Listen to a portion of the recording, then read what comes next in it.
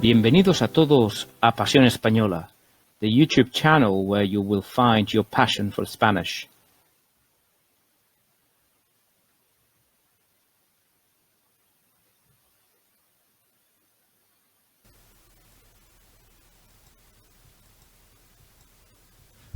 Hello everyone, this is the fourth episode of Pasión española. Today we're going to start with a reading activity, but this time we are not going to focus so much on multiple choice type of questions, but rather we're going to focus more on identifying whether a statement is true or false. This is the first text that we're going to read about. It's called Lorca, historia de un terremoto. I'm going to read it first. I would encourage you to listen to it carefully, to try to understand as much as possible. You can even close your eyes and try to understand from listening to my voice first, and then go back and read it at your leisure, and then try to answer the questions. All this training is fundamental for you to do well in your exam. Okay, I'm going to start reading the text. Lorca, historia de un terremoto. El terremoto de Lorca del 11 de mayo de 2011 sacudió la región de Murcia sobre las 7 menos cuarto, hora local. Sus efectos se sintieron en toda la región y tuvo una magnitud de algo más de 5 grados de la escala Richter, lo cual es bastante considerable. El movimiento sísmico fue sentido también en Madrid, la capital de España. Algunos científicos argumentaron que el terremoto estaría relacionado con un descenso del nivel de las aguas subterráneas. El terremoto desafortunadamente dejó graves daños materiales y un total de 9 víctimas mortales, entre ellas 2 mujeres embarazadas, un niño de 14 años y unos 324 heridos. Aunque no sabemos el número exacto de terremotos en España, se dice que este ronda entre los 10 y 20 diarios, aunque la inmensa mayoría de ellos son de menos de 4 grados en la escala Richter y suelen pasar desapercibidos. Okay, now we're going to move on to the actual text, to the actual questions about the text actually. And as always, I suggest that you pause the video, you give yourself 2 to 3 minutes, and then you answer the questions. In this case, the task is to identify the 4 correct letters, the 4 correct statements from the 8 before. So you have 50-50 chance of getting it right. Okay? So I would suggest that you pause the video now. All right. The first question, okay, the first answer is letter A. The earthquake happened at 6:45. Where is that? What is the evidence for that? Well, we can find it here. El terremoto sacudió la región de Murcia, shook the region of Murcia, around 6:45, or as we say in Spanish, 7 minus a quarter. So there is still a quarter of an hour until it is 7 o'clock. So 6:45. Obviously, that invalidates letter B because it says that the earthquake happened at 5 o'clock. If it happened at 6:45, it can't happen at 5 o'clock at the same time. So B is not possible. Therefore, B is not a viable true statement. Let's see, the next one is D. It has been linked to water level. I have dismissed C as well because it didn't happen in Madrid. It was felt in Madrid, but it didn't actually, the earthquake did not happen in Madrid. Right, going back to the second box, the letter is D. It has been linked to water levels, and if we have a look, we find that el terremoto estaría relacionado, the earthquake would be linked to a lowering of the level of the water. So that would be D. Next one is E. E says that 2 pregnant women died. And we have our evidence here. There were 9 casualties, and entre ellas 2 mujeres embarazadas, 2 women embarazadas, pregnant, so that would be E.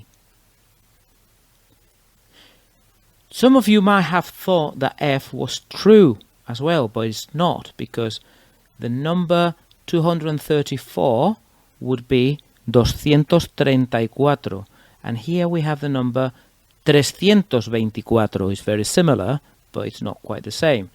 The text is talking about 324 casualties and not 234. Finally, the last box is letter G. In Spain, there are small earthquakes frequently, and the evidence is here.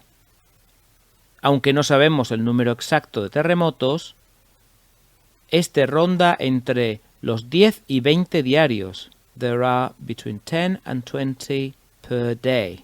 Obviously, now we have filled in the 4 boxes, so we don't have to worry too much about statement H. I would still recommend that you try to answer it, you read it and you try to find evidence that this statement is not true, that is false. Let's have a look what it says. Statement H says, people usually notice these earthquakes. People usually notice these.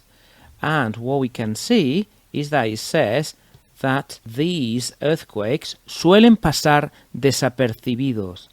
They normally go unnoticed. So that's confirmation that letter H is false. Obviously, we cannot end up having 5 right answers, correct answers. So if that happens to you, you have to go back and try to elucidate which one is the one that has confused you, because obviously there can only be 4 true statements. Okay, we're going to move to our second text. It's called La creatividad al poder, and I'm going to read it now. En los tiempos que corren, lo más importante no es tener mucha información disponible en cualquier móvil con conexión a Internet, sino lo rápido y flexible que una persona es para adaptarse a un nuevo contexto o situación. Por eso, en la isla canaria de Fuerteventura se celebró recientemente un taller cultural denominado Apalabrarte, que ofreció herramientas encaminadas a despertar entre los profesores su potencial creativo. No importaba si los asistentes eran mayores o jóvenes. El objetivo de este taller, de carácter teórico-práctico y gratuito para todos los docentes, era enseñar a utilizar la creatividad para ayudar a los alumnos de sus respectivos colegios. Álvaro, el director de esta iniciativa, nos comentó que este curso busca atraer a personas intrépidas, sin miedo a equivocarse, o con muchas ganas de equivocarse, atrevidas, soñadoras e imaginativas. Todos los asistentes dijeron que el curso fue todo un éxito y que volverán el año próximo. Okay. Now we're going to do the same. I'm going to suggest that you pause the video for 2-3 minutes, you read the text again, and you select the 4 statements that are true. Pause the video now.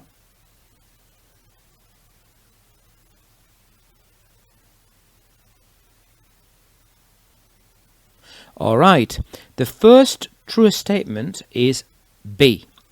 It's important to become flexible. I have dismissed statement A.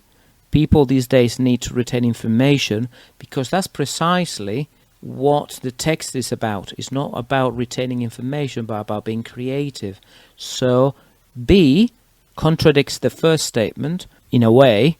So the right statement is B. It's important to become flexible. And this is our evidence. Lo más importante no es, the most important thing, it's not to have information, sino lo rápido y flexible que una persona es para adaptarse. The second question is D. The workshop was for teachers. That contradicts C. The workshop was for children.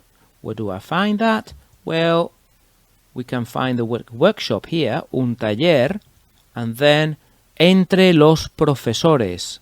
Entre los profesores. So the right answer is D. The next true statement is F. It was free. It was free. And this is the correct evidence. The word gratis or gratuito, which means free of charge. Finally, the last statement that was true was G. The workshop was successful. The evidence is here.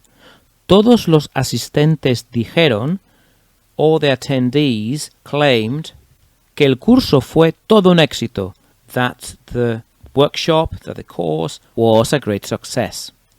Again, we're going to check H. Attendees will not take the workshop again. That contradicts the last statement. Volverán el año próximo. They will come back next year. So definitely H is false too. Well, thank you very much for listening to Pasión Española episode 4. I hope that you find these videos interesting. Please leave a message, leave a comment. Don't forget to like and subscribe if you like this material, these resources, and please let me know what you think of the channel. This channel is dedicated to you, so you can make progress, you can learn this beautiful language, and you can get a brilliant result for your GCSE in Spanish. ¡Hasta luego!